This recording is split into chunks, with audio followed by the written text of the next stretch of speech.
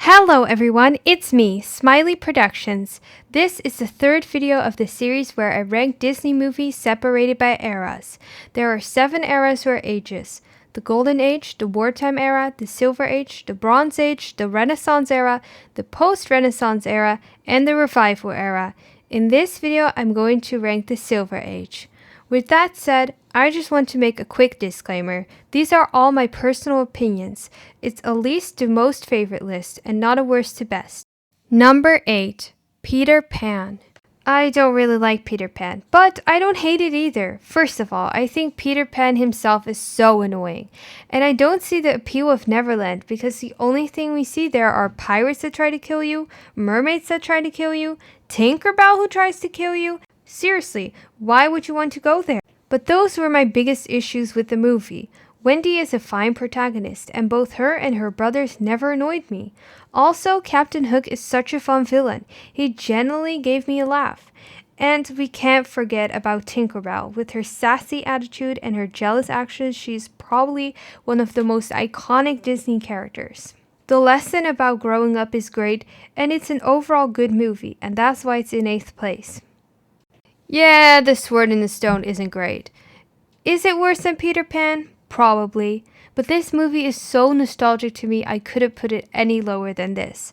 But to be fair, the fact that Arthur pulled out the sword in the last 10 minutes is just hilariously dumb. Arthur is an orphan, and Merlin decides to be Arthur's tutor. He wants to make sure that Arthur gets good education. So now we have to see Arthur becoming a fish, squirrel, and bird. And none of it makes sense. Is this the way good education should be? And I don't remember one good lesson that he learned, although the battle between Merlin and Madame Mime was great. I loved watching that scene, and it had the only lesson I actually remembered. It was that wisdom and knowledge can easily win over power. But you know what? Arthur didn't use any of the lesson he learned. Instead, he did the opposite of what Merlin told him and became a squire. Merlin didn't agree with that, got mad, and took off. But Arthur didn't listen.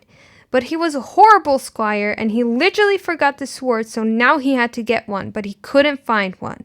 Until he saw a sword that was stuck in a stone. He pulled the sword out of the stone, and now he's the king of England. Merlin comes back, and the story ends. Yeah, this isn't the best movie, but I still love it, and that's why it's in 7th place. Number 6. Alice in Wonderland. I probably have most mixed feelings about Alice in Wonderland. I definitely think I like the movie a lot less than most people. But don't get me wrong, I don't hate it. A lot is happening in Alice in Wonderland, yet nothing has consequences. You could change the order of the story or any event that take place and replace them, and nothing much will change. But okay, let's start off with Alice.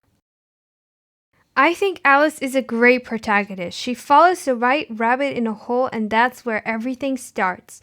The first scene is great. She eats cookies and becomes taller and smaller, and I really like that. It's fun to watch and definitely memorable. After that, we get to the twins. They tell a sad story about clams. It's just super sad, but it is memorable. And it kind of gives me Stranger Danger vibes. Now we get to the flowers. And I kind of like that scene. It's nice, colorful, and fun, and I like the song. But it's definitely less memorable than the other scenes that we just had. Now we get to the caterpillar, and sorry for the fans, but I really don't like this part. The caterpillar really annoys me. I'm glad when we finally get to the next part, the Cheshire Cat. I mean, do I have to say more? He's the icon himself. If someone says Alice in Wonderland, you think of Alice, the White Rabbit, the Cheshire Cat, the Queen of Hearts, and the Mad Hatter. And surprisingly, that's the next scene we're going to talk about. The Mad Hatter scene. Kind of annoys me, but I still love it. I'm just saying, the Mad Hatter is a little bit annoying, but I think that's the charm of it. And now we finally get to the iconic scene where they're painting the white roses red for the even more iconic Queen of Hearts. Honestly, I remember this scene so well, and I loved it until we came to the end, because I didn't like how she just woke up, found out it was all a dream, and the movie ends. because now it feels like I've just been watching someone's nightmare, and that's what I was talking about in the beginning. Nothing has consequences, and that's why Alice in Wonderland is in 6th place. Number 5, 101 Dalmatians. This is an extremely charming movie, but I found it to be a little bit boring. Some parts are just so slow, but overall the movie is great. The protagonist is Pongo, the dog. He's a good protagonist, he never annoys me. And then you have Cruella de Vil, probably one of the most iconic Disney villains till this day. And I can easily see why. Her character design is just perfect. She's really evil and she goes absolutely mad at the end of the movie. And her motives are just so evil and selfish. Also, there's even an entire song written about her. So I think that says everything. Speaking about the song, it's a great song that I sang a lot as a child. And like I said at the beginning, it's just a really charming movie. Seeing all the puppies trying to help each other to escape, it's just great. The most memorable scene is probably when the puppies are disguised as Labradors, and it's just such a cute scene. I do really love this movie. I just think the Silver Age has such a good movies that this one is only in 5th place. Number 4, Cinderella. Cinderella is probably one of the most generic movies, but I still love it. I think that Cinderella is such a good protagonist. Sure, she doesn't have much of a personality, but she's never annoying. Also, she's quite funny, especially compared to Snow White. Sorry, Snow White. But overall, it's just a Cinderella story. Cinderella has an evil stepmother and 2 evil stepsisters who make her life miserable and say that she can't go to the ball, but then she gets a nice dress and everything from her fairy godmother. She dances at the ball, but oh no, the clock began to strike 12 and now she has to escape real fast. She loses her glass slipper. The prince who fell in love with her finds the glass slipper. They try to find her by letting every woman in the entire kingdom try on the glass slipper, but only Cinderella fits it, and now she's a princess. We all know the story. And even though I heard this story 1,000 times, I still like it. What I like a lot less about this movie are the mice. They're kind of annoying me. I think it's just that they're on screen way too much, and the song they're singing is just so annoying. But despite all of that, I love this movie, and that's why it's in 4th place. Number 3, The Jungle Book. Speaking about nostalgia, this movie is probably one of the most nostalgic movies to me. I remember singing and dancing to all of the songs, and honestly, the music in this movie, it's spot on.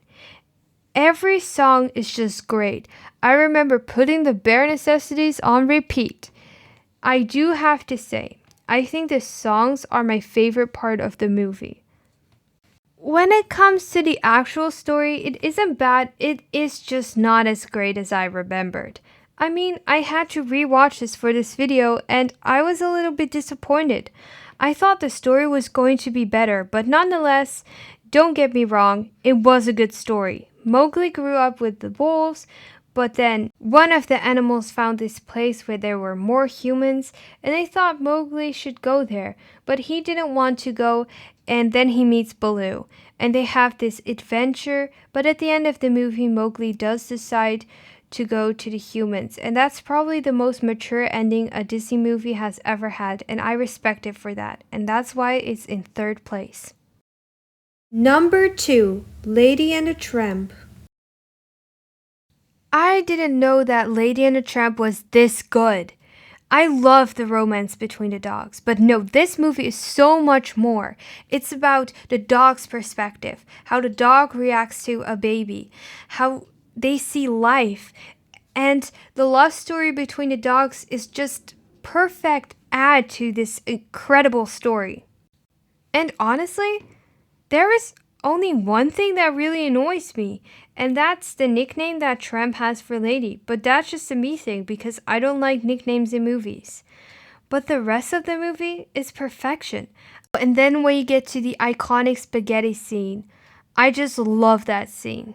And at the end, when the rat comes, I was like, please don't get to the baby. Hurry up, Lady and Tramp. And then when they were in time, I was just like, yes! And then you get the perfect ending. And I just love this movie so much. And that's why it's in second place. Number 1, Sleeping Beauty.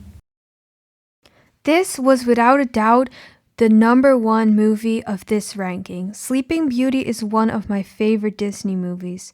I remember watching this as a child and I loved it. First of all, the villain, Maleficent. Maleficent is one of the most iconic Disney villains. I mean, have you seen her character design? It's awesome. And she is really threatening. The 3 fairies are great too. They are just incredibly charming. And the songs in this movie are just phenomenal. Also, the romance in this movie is way better than the Disney princess movies before it. Okay, sure, he kisses her to wake her up, and that kind of reminds me of the horrible love story in Snow White. But then again, Maleficent did tell him that if he would kiss her, she would wake up. So I guess that makes it somewhat acceptable. I mean, if he didn't kiss her, she would have died. And he knew that. And of course, we have to talk about the animation because it was absolutely stunning. I think this is one of the best animation Disney has ever had. The details in this movie. I mean, just look at the trees and how detailed they are. It's stunning. Also, this movie is so nostalgic to me. I remember watching this movie a lot when I was a kid. And you know what? For good reasons. It's an absolutely amazing movie. And that's why it's in first place.